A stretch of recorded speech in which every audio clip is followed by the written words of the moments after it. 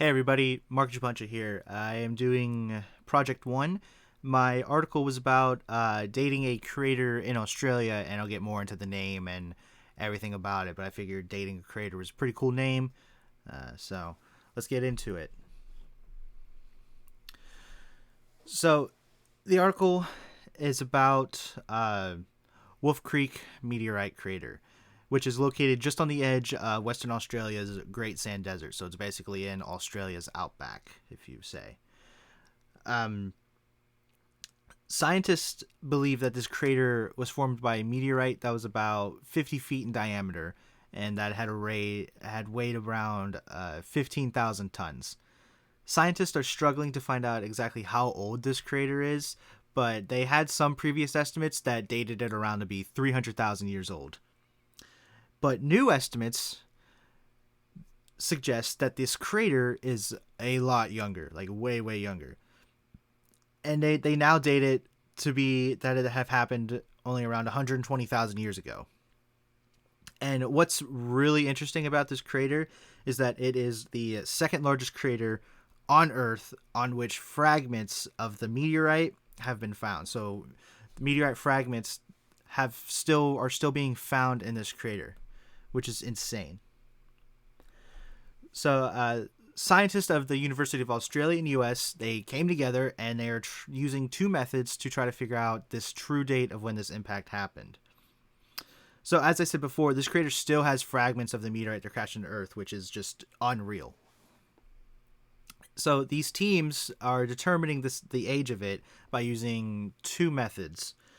And method one is that they are looking at a steady decay of two isotopes called beryllium 10 and aluminum 26.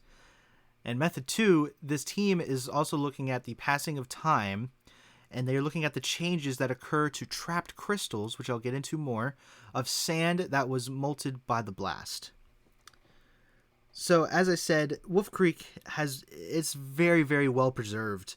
It's only like that because of the lack of weather that is in this area. So the weather cannot wear down anything in terms of its size or shape, which is super good. But it's hard to date most craters nowadays because of weathering effects.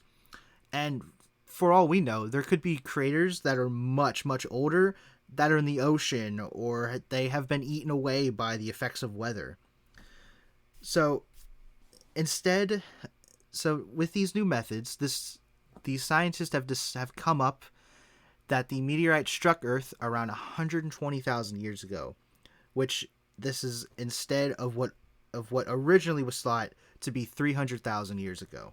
So this crater is now being dated at a much younger age. So as I stated before, this meteorite was around 50 feet in diameter, and it also moved about 10 miles a second. That's crazy fast. That's insane.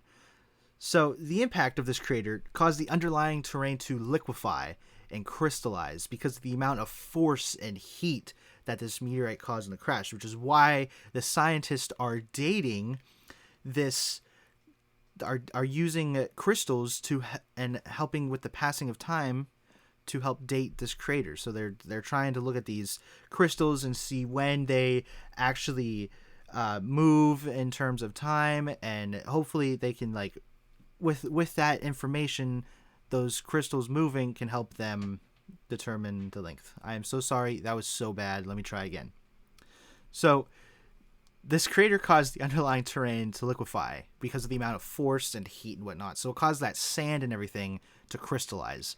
So as I stated before, the scientists are trying to use that information of those crystals to try and find the true date of when this meteorite impacted Earth.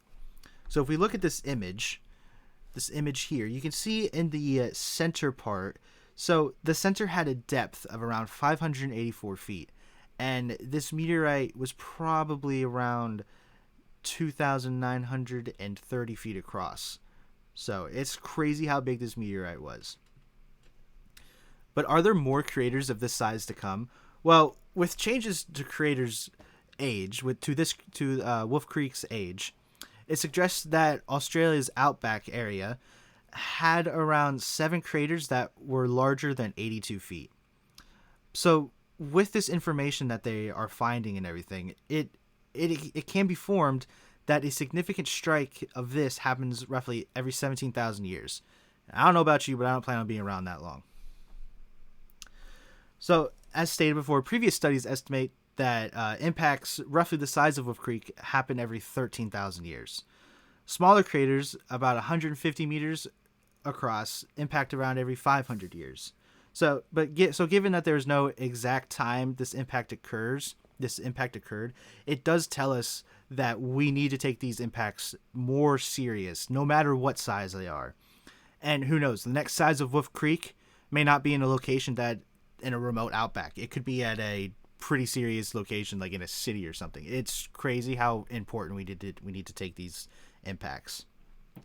And here's my sources for the 2 articles that I used. And I just want to thank you guys for being here and listening. And hopefully you learned something new. Thank you guys.